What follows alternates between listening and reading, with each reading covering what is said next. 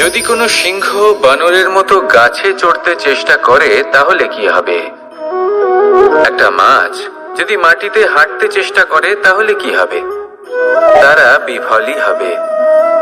কিন্তু এরকম কেন হয়? তার কারণ হলো প্রকৃতির রচনা কিছুটা এরকম।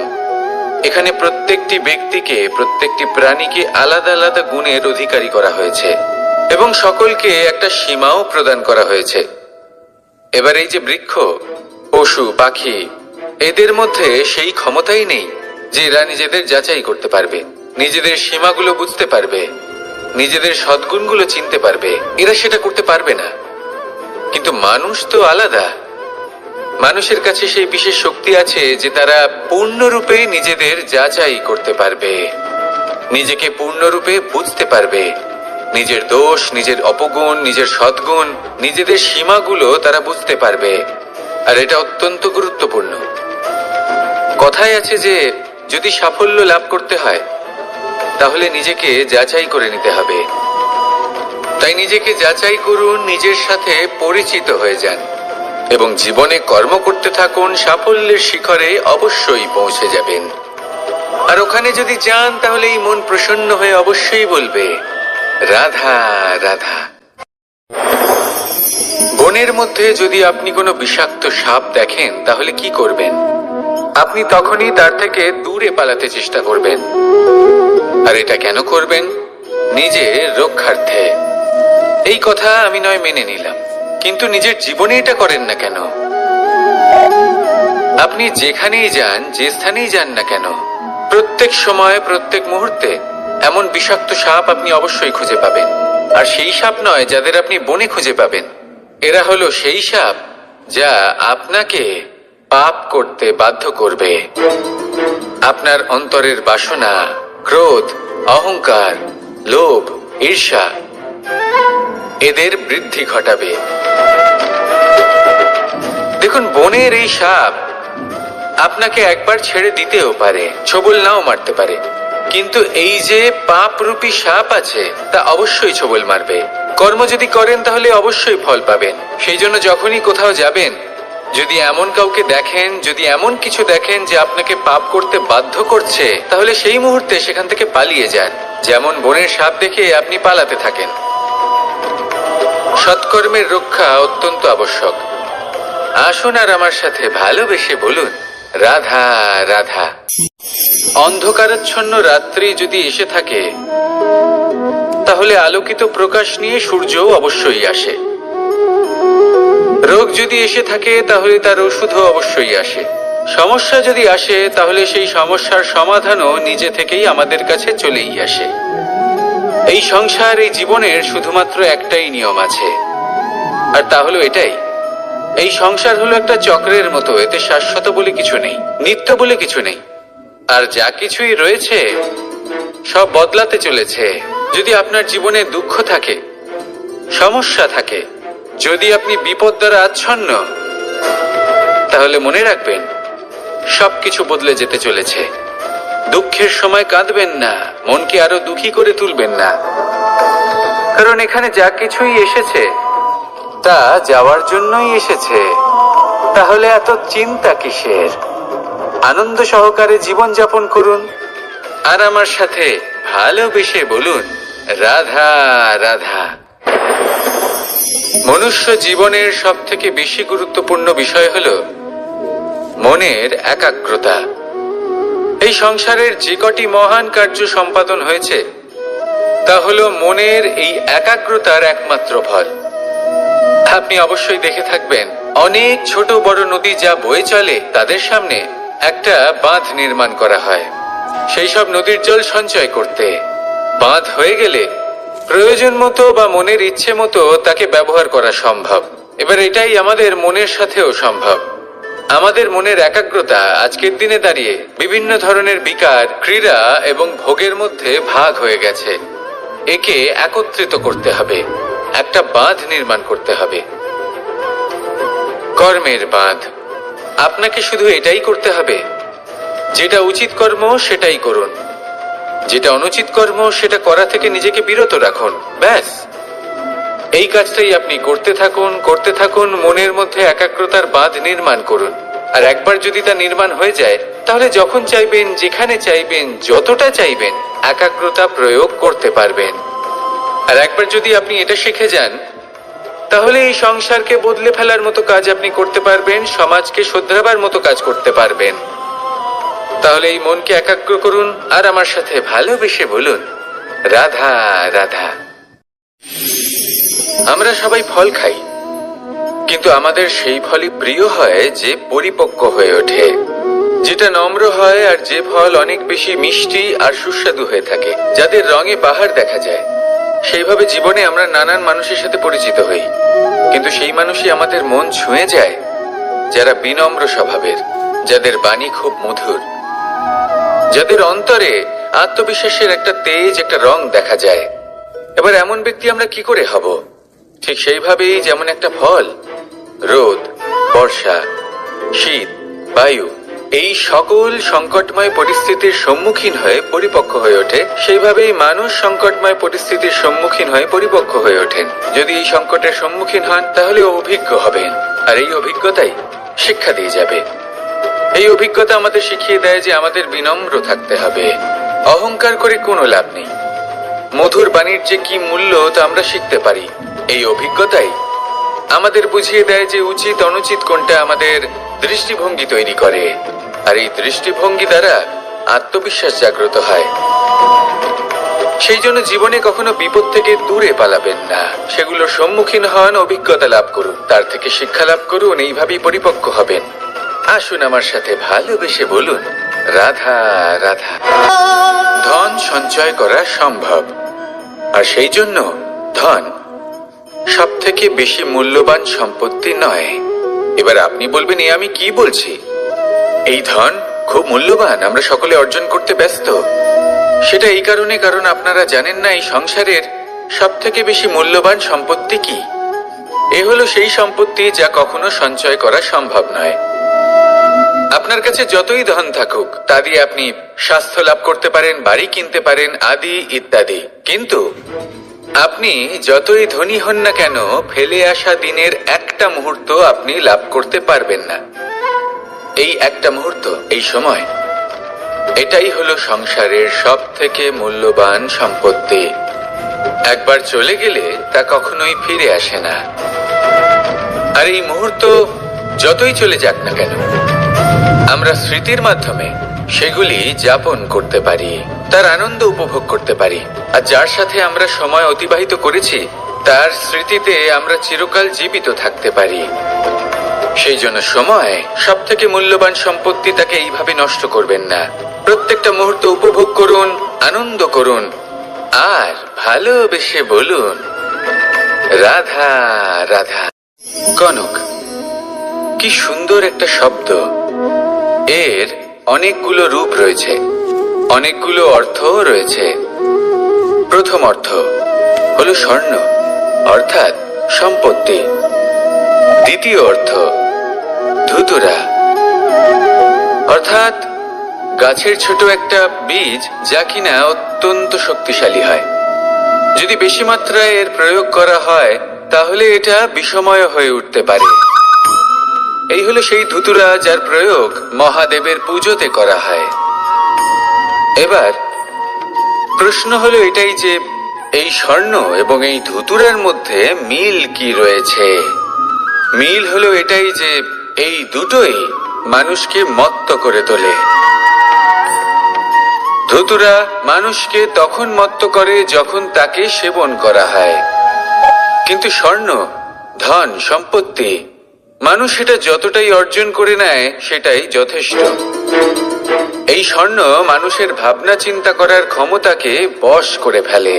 মানুষ সম্পত্তির লোভে মত্ত হয়ে ওঠে, কারণ যে যত চমৎকারী, যতটা অমূল্য হয়, তাকে সামলানো কিন্তু ততটাই কঠিন, তাই না?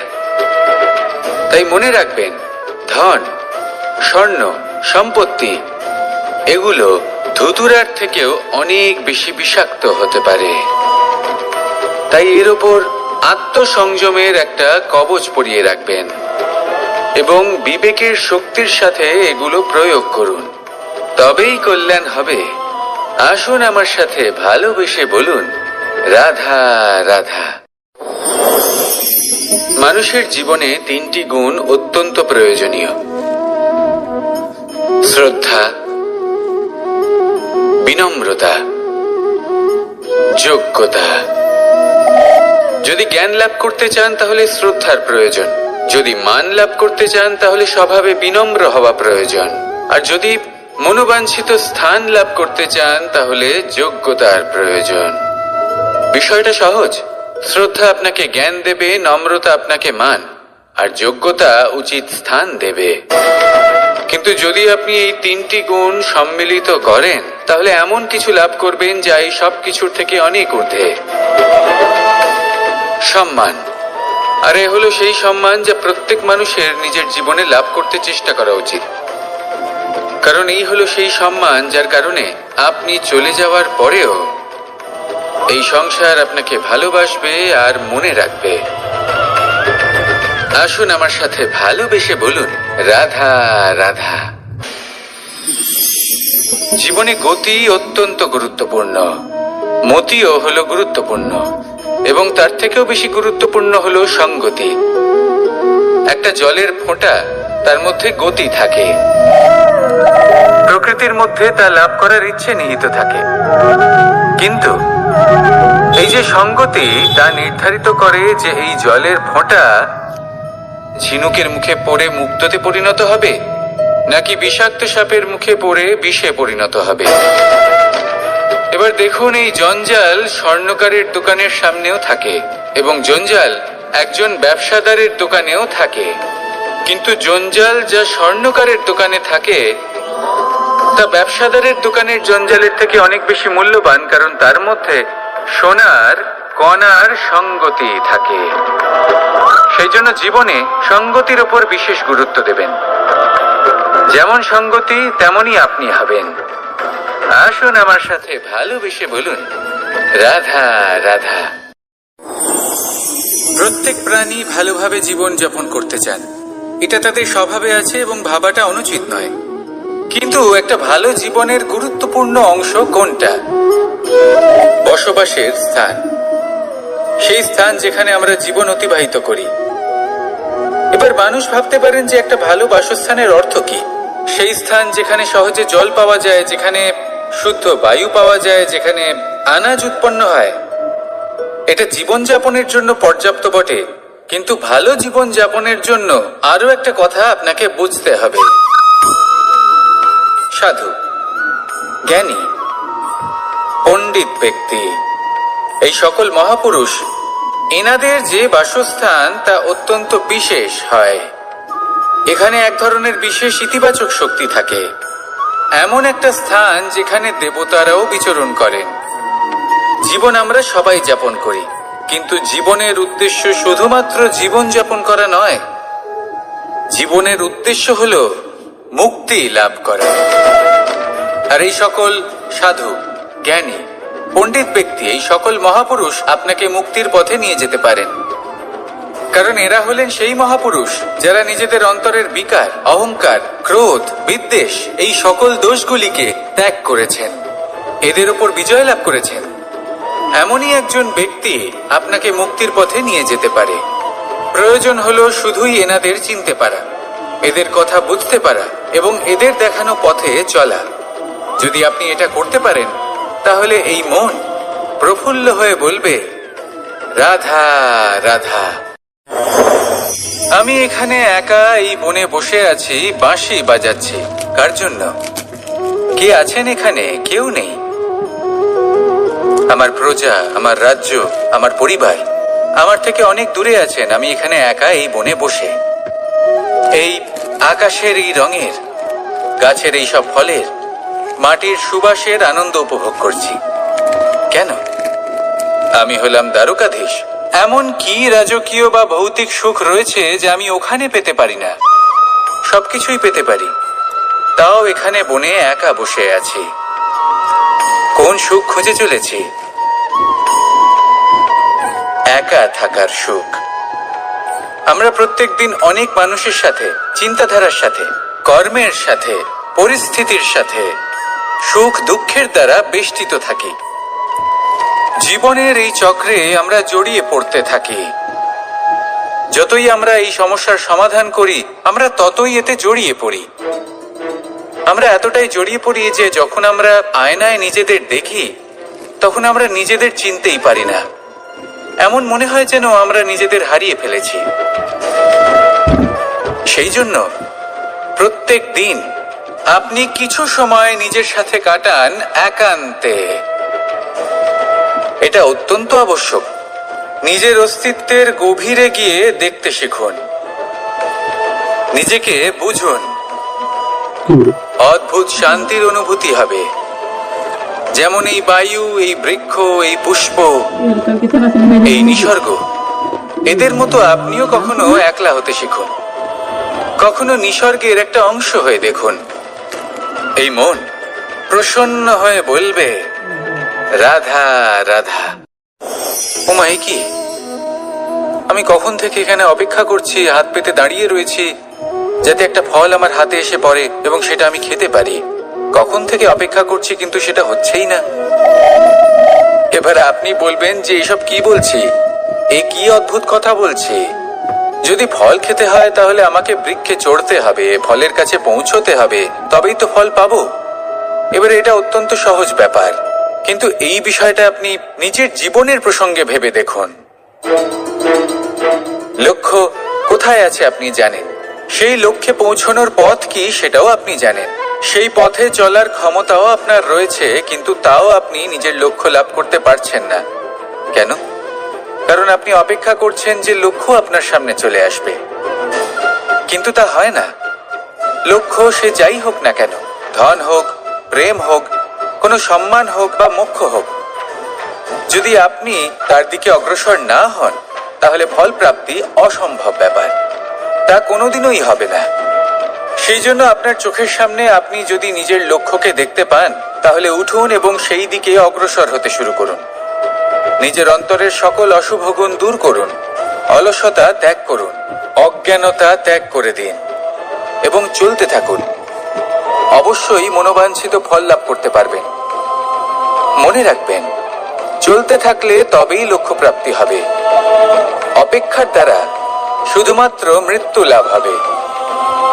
আসুন আমার সাথে ভালোবেসে বলুন, রাধা রাধা। আমি দ্বারকাধীশ এবং আমার সভাতে বিভিন্ন সময় বিভিন্ন ধরনের মানুষ আসেন, নিজেদের দাবি নিয়ে, নিজেদের ইচ্ছে নিয়ে। কখনো কেউ ভোজন চান, আবার কখনো কেউ ওষুধ, কখনো কেউ বস্তু চান, কেউ আবার চান বস্ত্র। কারোর জ্ঞান চাই, কারোর ধন চাই, আবার কারোর বাসস্থান। অনেক সময় আমি এই অনুরোধ, এই ইচ্ছে পূর্ণ করি না। এবার আপনি এটা ভাবতেই পারেন যে কৃষ্ণ তো তাহলে লোভী, ওর কাছে তো সবকিছুই রয়েছে, তারপরেও সে নিজের প্রজার ইচ্ছে পূর্ণ করে না, তাদের সমস্যাগুলি বুঝতে পারে না, তাদের সুখ স্বাচ্ছন্দ্য প্রদান করে না। আসল সত্য হলো এটাই যে কোনো সবল ব্যক্তি, যে কোনো গৃহস্থ ব্যক্তি যে কাজ করতে সক্ষম, তার পরিশ্রম দ্বারাই নিজের প্রয়োজনগুলি এবং ইচ্ছেগুলি পূরণ করা উচিত। এটা অত্যন্ত প্রয়োজনীয়, আর এগুলো তিনি করতে পারেন শিল্প, ব্যবসা, আচরণ অথবা জ্ঞানের ভিত্তিতে। এই পথে চলতে হবে, পরিশ্রম করতে হবে, তবেই সে কিছু অর্জন করতে পারবে। এবার এমন কোনো ব্যক্তি যার এই সব কিছুতে কোনো রুচি নেই, যে কিছুই করতে চায় না, সে কিছুই অর্জন করতে পারবে না। এবার এরকম কোনো ব্যক্তিকে যদি আমি কোনো বস্তু প্রদান করি, তাহলে কি হবে? সে পরাধীন হয়ে যাবে, আর সেটা উচিত হবে না। তাহলে কি করা উচিত? তাকে পথ দেখানো, তাকে বোঝাতে হবে যে কোন পথে চলে তুমি নিজের লক্ষ্য প্রাপ্ত করতে পারবে। শিল্প, জ্ঞান, আচরণ এবং ব্যবসা, এই পথে কিভাবে চলে সেটা শেখাতে হবে, আর আমি সেটাই করি।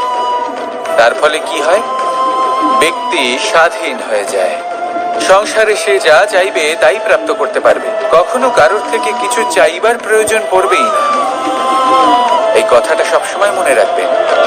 যখনই দান করবেন তা ভাবনা চিন্তা করে এমন ভাবে দান করবেন যাতে সামনের ব্যক্তি স্বাধীন হতে পারেন, পরাধীন নয়। আসুন আমার সাথে ভালোবেসে বলুন, রাধা রাধা করতে শিখুন। পাণ্ডবরা বন থেকে এসেছিলেন। ওনাদের কাছে না কোনো ধন ছিল, না কোনো সম্পদ, না বিদ্যা। নিজের পরিশ্রমের দ্বারা ওনারা বিদ্যা অর্জন করেছিলেন, আর তার দ্বারাই সম্পদ অর্জন করলেন আর ধনও অর্জন করলেন। এই পাণ্ডব ছিলেন অত্যন্ত কুশল এবং শক্তিশালী। যুধিষ্ঠির নিজের পরিশ্রম দ্বারা এমন জ্ঞান অর্জন করেছিলেন যে এই সংসার ওনাকে ধর্মরাজ যুধিষ্ঠির অভিহিত করেছিল। দেখতে গেলে পাণ্ডবদের কাছে সবকিছুই ছিল, কিন্তু যখন বিষয় এলো আরো ধন লাভ করার, তখন যুধিষ্ঠির, যিনি পাণ্ডবদের মধ্যে জ্যেষ্ঠ, তিনি সকল পাণ্ডবদের সাথে দ্যুতক্রীড়ায় অংশগ্রহণ করে ফেললেন। এর ফলে না শুধু ধনলক্ষ্মী, ধর্মলক্ষ্মী, বিবেক লক্ষ্মীকেও হারালেন, আর শুধু তাই নয়, নিজের গৃহলক্ষ্মী দ্রৌপদীকেও হারিয়ে ফেললেন। এর কারণ কি? ভুলে গেলেন খুব সহজ একটা কথা, এই সংসারে সম্মান এবং সাফল্য দুটোই পরিশ্রমের দ্বারা লাভ করতে হয়। কিন্তু দ্যুতক্রীড়ার এই খেলা আমাদের ভাগ্যের উপর নির্ভরশীল। এই সংসারে দুটি পথ রয়েছে। একটা পথ যেখানে কর্ম এবং পরিশ্রমের দ্বারা আপনি নিজের পথ নিজেই রচনা করতে পারবেন, আর দ্বিতীয় পথ হলো যেখানে এই ভাগ্য এক মুহূর্তে আপনাকে শিখরেও পৌঁছে দিতে পারে, আবার ধূলিসাৎ করে দিতে পারে। আপনি কোন পথ বাছবেন সেই চয়ন আপনারই। আসুন আর আমার সাথে ভালোবেসে বলুন, রাধা রাধা। কোনো এক সময়ের ঘটনা এটা। মা এবং বাবা হাটে গিয়েছিলেন, তখন আমি আর দাদা গিয়েছিলাম গরু চড়াতে। আমরা বাড়ি ফিরে এলাম, আর মা সেই সময় একটা কাজ করতেন। যখনই হাটে যেতেন দরজা তালা বন্ধ করে যেতেন। উনি খুব ভালো করে জানতেন যে যদি ওনার এই মাখন চোর সঠিক সময়ে পৌঁছে যায় তাহলে এক ফোঁটাও মাখন ওনার অবশিষ্ট থাকবে না। এবার ঘটনা কিছুটা এরকম হলো যে মা আর বাবা মাঝে মাঝে হাটে যেতেন, তাই মাঝে মাঝে এই দরজা তালা বন্ধ করতে হতো। যখন মা আর বাবা ফিরে এলেন তখন বাবা ভুলে গিয়েছিলেন যে এই চাবির গোছা থেকে ঠিক কোন চাবিটা দরজার তালা খোলার জন্য উপযোগী। উনি চেষ্টা করতে শুরু করে দিলেন। একটার পর একটা চাবি দিয়ে উনি চেষ্টা করতে থাকলেন, কিন্তু সেই দরজার তালা তো খুলতেই চাইছিল না। ওনার মাথা থেকে ঘাম পড়তে শুরু করলো। তখন মা বললেন যে তালা ভেঙে দেওয়া যাক। মা চলে গেলেন, আর বাবা বললেন না না দাঁড়াও, আর কিছু চাবি বাকি আছে, এটা হয়তো খুলতে পারবো। মা হাতুড়ি নিয়ে চলে এলেন সেই তালা ভাঙার জন্য, আর তখনই বাবা শেষ চাবিটা প্রয়োগ করলেন আর দরজার তালা খুলে গেল। যদি উনি চেষ্টা না করতেন তাহলে এই তালাটাও ভেঙে যেত আর চাবিটাও নষ্ট হয়ে যেত, ঠিক কিনা? এবার এই ঘটনাটা আমি দেখেছিলাম, আর আমার মনে হলো যে কখনো কখনো এই চাবির গোছার মধ্যে থেকে শেষ চাবিটাও কিন্তু জীবনের দরজা খুলে দিতে পারে।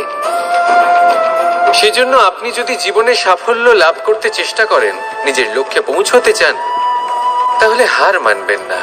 হয়তো দেখবেন আপনার পরবর্তী প্রচেষ্টা বা এই অন্তিম প্রচেষ্টা আপনাকে সাফল্যের পথে নিয়ে গেল। তাই নিরন্তর প্রচেষ্টা করতে থাকুন, জীবনে সাফল্য লাভ করুন। যজ্ঞের আগুনকে শুভ বলে মনে করা হয়, আর সেখানেই চিতার আগুনকে অশুভ মনে করা হয়। এমনটা কেন হয়? এখানে বিষয়টা হলো লক্ষ্য, বিচার এবং সঙ্গের। যখন আমরা যজ্ঞ করি তখন আমাদের লক্ষ্য কি হয়? পরিবেশকে আরো পবিত্র করে তোলা, ইতিবাচক করে তোলা। আমাদের লক্ষ্য শুভ হয়। তারপরে আসে বিচার। এই পরিস্থিতিতে সেই বিচার হলো অগ্নি। স্ফুলিঙ্গ থেকে তীব্র আকার ধারণ করে সমস্ত কাঠকে পুড়িয়ে দেয় এবং সুগন্ধ ছড়িয়ে দেয়। অর্থাৎ যদি আপনার লক্ষ্য শুভ হয় তাহলে তা নিজেই শুভ বিচারধারাকে আমন্ত্রণ জানায়। এই শুভ বিচার তখনই আসবে যখন আপনার সংকল্প শুভ হবে। অন্যদিকে হলো চিতার আগুন। এর লক্ষ্য কি? একটা দেহকে পরধামে পৌঁছে দেওয়া। সবার শেষে সবকিছু আপনার উপরে নির্ভরশীল যে আপনি কোনটা চয়ন করতে চান। আপনার লক্ষ্য যদি শুভ হয় তাহলে আপনার বিচার এবং সঙ্গতি আর তার পরিণাম সবই শুভ হবে। আসুন আর আমার সাথে ভালোবেসে বলুন, রাধা রাধা। এই সংসারের প্রত্যেক বস্তুর, প্রত্যেক পরিস্থিতির, প্রত্যেক আবেগের দুটি দিক আছে। এর মধ্যে পার্থক্য করা সম্ভব শুধুমাত্র দৃষ্টিভঙ্গির দ্বারা। যদি কোনো ব্যক্তি পর্বত শিখরে দাঁড়িয়ে থাকেন তাহলে উনি এটাই দেখতে পাবেন যে এই জলের ধারা সমুদ্রের দিকে বয়ে চলেছে। আরেক ব্যক্তি যিনি সমুদ্রের কাছে দাঁড়িয়ে আছেন তার এটাই মনে হবে যে এই জলের ধারা সমুদ্রের দিকে আসছে। এখানে বিষয়টা হলো দৃষ্টিভঙ্গির, আর এটাই সময়ের সাথেও হয়ে থাকে। অনেক সময় মানুষ চিন্তিত হয়ে পড়েন, ত্রস্ত হয়ে পড়েন যে তার কাছে হয়তো খুব কম সময় আছে, তাতে তিনি অনেক কিছুই করতে পারবেন না, আর একটু সময় থাকলে খুব ভালো হতো। তিনি এইভাবেও ভাবতে পারেন যে অল্প হলেও সময় বাকি তো রয়েছে, অর্থাৎ যা অবশিষ্ট আছে তাকে সংরক্ষণও করা সম্ভব, তাতে জীবন যাপনও করা সম্ভব। আর এটা নির্ভর করছে আপনার উপর। তাই দৃষ্টিভঙ্গি ইতিবাচক রাখুন। জীবনে দুই ধরনের আবেগ রয়েছে যার কোনো মূল্য নেই। আমার কথার অর্থ এটা নয় যে এদের কোনো গুরুত্ব নেই, গুরুত্ব যথেষ্টই রয়েছে, শুধু এদের জন্য আপনাকে কোনো মূল্য দিতে হয় না। প্রথম আবেগ হলো আনন্দ, প্রসন্নতা। এটা আপনি যে কোনো জায়গায় খুঁজে পেতে পারেন যদি আপনি খুঁজে পেতে চান। আপনি কোনো পুষ্পের সৌন্দর্য দেখে প্রসন্ন হতে পারেন। বায়ুর কারণে যখন একটি বৃক্ষ শিহরিত হয় সেটা দেখে আপনি প্রসন্ন হতে পারেন। একটা ছোট্ট শিশুর কলরব শুনেও আপনি প্রসন্ন হতে পারেন। একটা ক্রন্দনরত বালককে হাসিয়ে আপনি প্রসন্ন হতে পারেন। সবকিছু আপনার উপর নির্ভরশীল। সেখানে আরেকটি আবেগ হলো দুশ্চিন্তা। মানুষ বড়ই দুশ্চিন্তা করতে থাকে। আজ আমি এই কাজ করেছি, সেই বিষয়ে চিন্তা। আজ আমি এই কাজ করতে পারিনি, সেই বিষয়ে চিন্তা। কাল আমাকে এই কাজ করতে হবে, সেই নিয়ে চিন্তা। আমি কি সেই কাজটা করতে পারবো, সেই বিষয়েও দুশ্চিন্তা। চিন্তা সর্বত্র রয়েছে, যার জন্য মূল্য দিতে হয় না। যত চান আপনি একত্রিত করতে পারেন। একটা গুরুত্বপূর্ণ কথা মনে রাখবেন, প্রসন্নতা জীবনের একটা নতুন সূত্রপাত। সেখানে দুশ্চিন্তা হলো জীবনের চিতার সমান। এবার এই দুটি আবেগ হলো মূল্যহীন, দুটোই আপনার সামনে আছে। কোনটা চয়ন করবেন আপনি, দুশ্চিন্তা নাকি প্রসন্নতা? সিদ্ধান্ত আপনারই। আসুন আর আমার সাথে ভালোবেসে বলুন, রাধা রাধা। ধন, সম্পত্তি, এগুলো আসলে কি? এগুলো শুধু সেই মূল্য যার দ্বারা আমরা কোনো কিছু অর্জন করতে পারি। এবার এই ধনের দ্বারা এই সংসারে অনেক কিছু লাভ করা সম্ভব, কিন্তু সেই সব কিছুই শুধুমাত্র ভৌতিক বস্তুই হবে, ভৌতিক সামগ্রী, ভৌতিক সুবিধা। অর্থাৎ আপনার কাছে যতই ধন থাকুক তা আপনাকে শান্তির ঘুম এনে দিতে পারবে না, আপনাকে জীবনের বাস্তব সুখের অনুভূতি লাভ করাতে পারবে না, কারণ এগুলো ভৌতিক ধন। এই ভৌতিক বস্তুই অর্জন করাতে সক্ষম। বাস্তবিক ধন কি? যদি এই প্রশ্ন আপনার মনে আসে তাহলে তার উত্তর আমি আপনাকে দেব একটা উদাহরণের মাধ্যমে। কখনো আপনি শুনে থাকবেন যে একজন পিতা আজীবন অনিষ্ট করেন, অনর্থ করেন, খারাপ কাজ করেন শুধু ধন অর্জনের জন্য। তিনি ভাবেন যে আমি ধন অর্জন করব আর নিজের সন্তানকে একটা উজ্জ্বল ভবিষ্যৎ প্রদান করব, একটা সুখ স্বাচ্ছন্দ্যময় জীবন দান করব। এবার সন্তান যখন জন্ম লাভ করে তখন সে ভাগ্যের জোরে সেই ধন ভোগ করে। যেরকম সে পায় সেরকমই তার ব্যবহার সে করে। কখনো আপনি এটাও দেখে থাকবেন যে সেই সন্তান সমস্ত ধন নষ্ট করে ফেলে, আর সেই পিতা যিনি সমস্ত ধন সঞ্চয় করেছেন, যিনি সেই ধনের প্রভু, আজ সেই ধনের প্রহরী হয়ে রয়েছেন। এবার এরকম কেন হয়? এরকম তখনই হয় যখন সেই পিতা বুঝতেই পারেন না যে তার জীবনের আসল ধন কি। সেই আসল ধন তার সন্তানকে সে দিতেই পারে না। যদি পিতা তার সন্তানকে কর্মের জ্ঞান দিতে পারেন, উচিত কোনটা অনুচিত কোনটা সেই শিক্ষা দিতে পারেন, সংস্কারের প্রকৃত শিক্ষা দিতে পারেন, তবে সেটা ধনের থেকে অনেক বেশি গুরুত্বপূর্ণ। এটাই হলো জীবনের বাস্তব ধন। আপনি সেই কথা তো অবশ্যই শুনে থাকবেন কুসন্তান হলে ধন সঞ্চয় করে কি হবে? সুসন্তান হলে ধন সঞ্চয় করে কি হবে? সন্তান যদি কুপুত্র হয় তাহলে সব নষ্ট করে ফেলবে, আর সন্তান যদি সুপুত্র হয় তাহলে ধন থাকুক না থাকুক সে নিজেই কর্মের পথে অগ্রসর হয়ে ধন অর্জন করবে আর নিজের জন্য এক উজ্জ্বল ভবিষ্যৎ গড়ে তুলবে। তাই সন্তানকে সম্পদ দেওয়ার আগে কর্মের জ্ঞান দান করুন, সুশিক্ষা দিন, কারণ এটাই হলো জীবনের প্রকৃত ধন। আসুন আর আমার সাথে ভালোবেসে বলুন, রাধা রাধা। একবার একটা শেয়াল বনে বিচরণ করছিল। ও একটা ছোট্ট শাবক দেখতে পেল। ও ভাবলো, আজ একেই আমি খাবার হিসেবে গ্রহণ করব। আশেপাশে দেখলো কেউ দেখছে না, তো কেউ ছিল না, আর সেই শাবকের উপর আক্রমণ করলো, যা হলো একটা ঘোর অপরাধ। বনের নিয়ম অনুসারে আপনি কখনোই শাবকের উপর আক্রমণ করতে পারেন না। তারপর এই খবরটা যখন রাজা সিংহ জানতে পারলেন, সভার আয়োজন করলেন। কিন্তু সেখানে শেয়াল বলল, আমি তো এরকম কিছু করিনি। কিন্তু যদি আপনি এরকম বলেন, কোনো প্রমাণ দিন, এর কোনো সাক্ষী আছে? তখন রাজা সিংহ পেঁচাকে ডেকে পাঠালেন, যে সেই মুহূর্তে বৃক্ষের শাখার ওপর বসেছিল। সে সব কিছু দেখেছিল। পেঁচা সব সত্যি কথা বলল, আর শেয়ালকে মৃত্যুদণ্ড দেয়া হলো। এবার এই কাহিনী আমি আপনাকে কেন শোনালাম? কারণ মানুষও কখনো কখনো এরকম কর্ম করেন যা শিয়াল করেছে। এটা ভাবেন কেউ দেখছে না, যখন আমি অনুচিত কর্ম করতেই পারি। কিন্তু না, আপনি যাই করুন না কেন, কেউ না কেউ অবশ্যই তা দেখছে। কোনো ব্যক্তি না হলেও কোনো প্রাণী, না হলে কোনো যক্ষ বা দেব বা প্রেত। যদি এনারা কেউ না দেখেন, তাহলে ধরিত্রী মাতা দেখেন, যেখানে দাঁড়িয়ে আপনি সেই কর্ম করছেন, তাই না? তাই একটা কথা সবসময় মনে রাখবেন, কে দেখছেন কে দেখছেন না সেই বিষয়ে ভাবা ছেড়ে দিন। এটা খুব সহজ কথা। আপনি যদি উচিত কর্ম করেন, উচিত ফল পাবেন। যদি অনুচিত কর্ম করেন, তাহলে আপনি অনুচিত ফল অবশ্যই পাবেন। সেই জন্য উচিত পথে চলতে থাকুন, উচিত কর্ম করতে থাকুন, আর আমার সাথে ভালোবেসে বলুন, রাধা রাধা। আমরা সবাই জীবনে নিজের জন্য সবচেয়ে ভালোটাই চাই, সবচেয়ে ভালো সুবিধে পেতে চাই, সবচেয়ে বেশি সম্মান পেতে চাই। কিন্তু সবার পক্ষে এই সব পাওয়া কি সম্ভব? হ্যাঁ, নিশ্চয়ই। শুধু একমাত্র বাধা সময়। আমাদের জীবনের কোনো স্থায়িত্ব নেই। তাই যদি সময়ের সদ্ব্যবহার করেন, তাহলে একটু সুবিধে হতে পারে। এবারে দেখুন, যাদের সবসময় স্বপ্ন দেখতে ভালো লাগে, তার জন্য রাত্রি কম পড়ে যায়। আর যারা স্বপ্ন পূরণ করতে চান, তাদের জন্য দিন কম পড়ে যায়। যারা সম্মান পেতে চান, তাদের জন্য সব সময় পরোপকার কম পড়ে যায়। আর যারা জ্ঞান অর্জন করতে চান, তাদের জন্য মনোসংযোগ। জীবনে যদি নিজের লক্ষ্যে পৌঁছতে চান, তবে সময়ের বিভাজন আপনাকে ঠিক করতেই হবে। মনে রাখবেন, রাধা রাধা। লোকে বলে জীবনে মেলামেশা করা অত্যন্ত আবশ্যক। এতে সম্পর্কের আধারও হয়, আবার ব্যবসাও চলে। কিন্তু সবচেয়ে বেশি গুরুত্বপূর্ণ হলো ব্যবহার।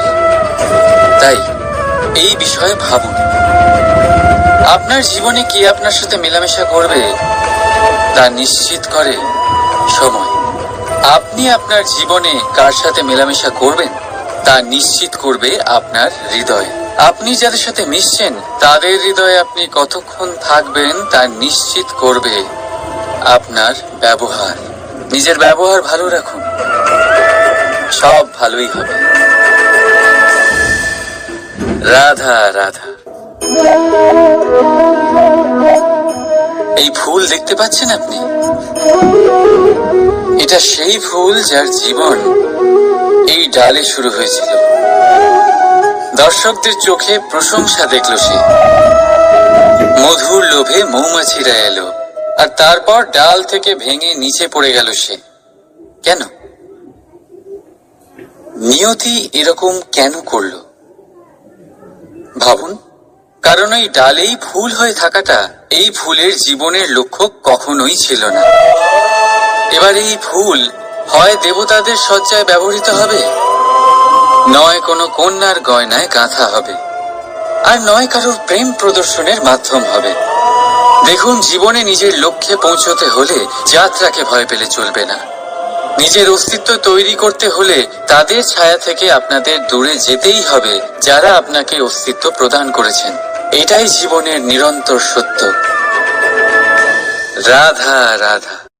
আমাদের সকলের জীবনে কখনো না কখনো পাথর দ্বারা আঘাত লাগেই, আর এই সংসারও আমাদের ওপরে কখনো না কখনো পাথর বর্ষণ করে, কখনো আমাদের খারাপ ভেবে, আর কখনো আমাদের অসফল ভেবে, কখনো আমাদের বুদ্ধিহীন ভেবে। কারণ অনেক আছে, কিন্তু এই পাথর দ্বারা আমরা আঘাত পাবো কি পাবো না তা সম্পূর্ণ আমাদের হাতে। হয় আপনি এই পাথরের আঘাত পেয়ে চোখের জলে ডুবে থাকতে পারেন, আর নয়তো যদি আপনি চান তাহলে এই পাথর দিয়ে সেতু বানিয়ে সকল সমস্যার সাগর অতিক্রম করতে পারেন। সিদ্ধান্ত আপনার। এই পাথর এ হলো প্রতীক আমাদের নিন্দার, আমাদের আলোচনার। যে এই আলোচনা নাকারাত্মক ভাবে দেখবে সে শুধুমাত্র কষ্টই পাবে, আর যে এই আলোচনাকে নিজের বিকাশের আধার বানাবে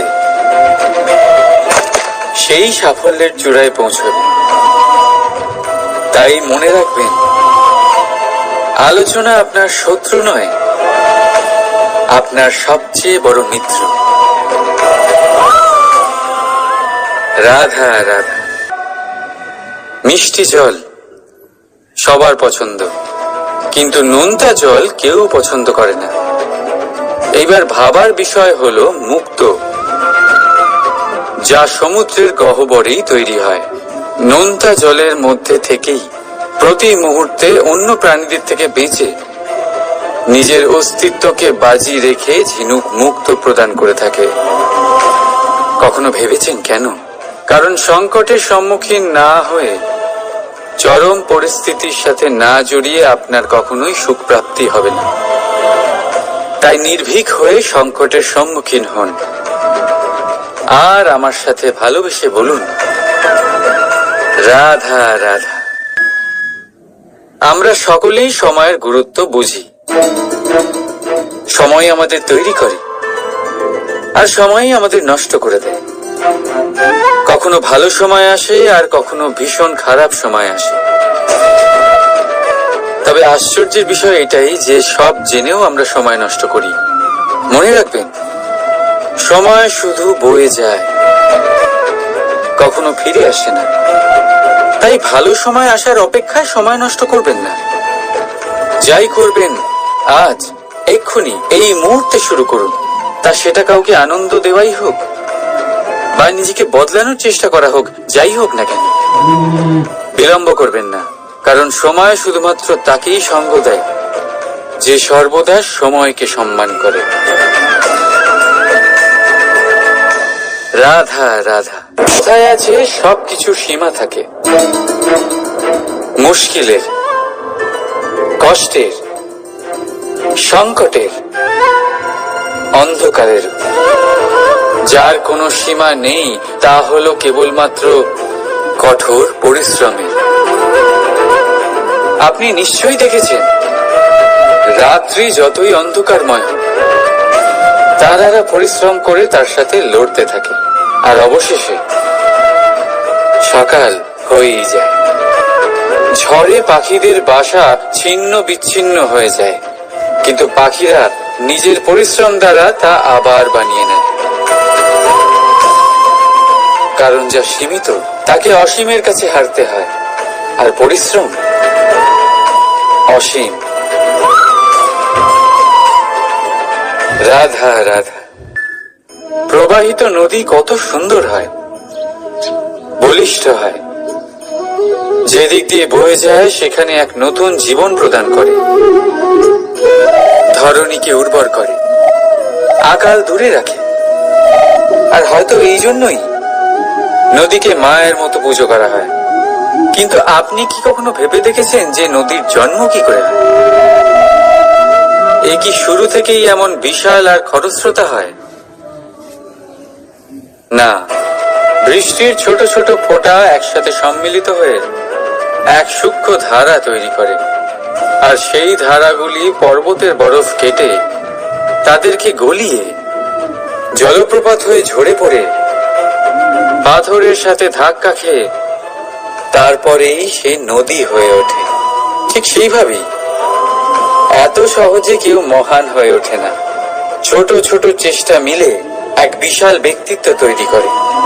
তাই জীবনে সর্বদাই চেষ্টা করতে থাকুন। অস্তিত্ব নিজে থেকেই প্রকাশ পাবে। রাধা রাধা।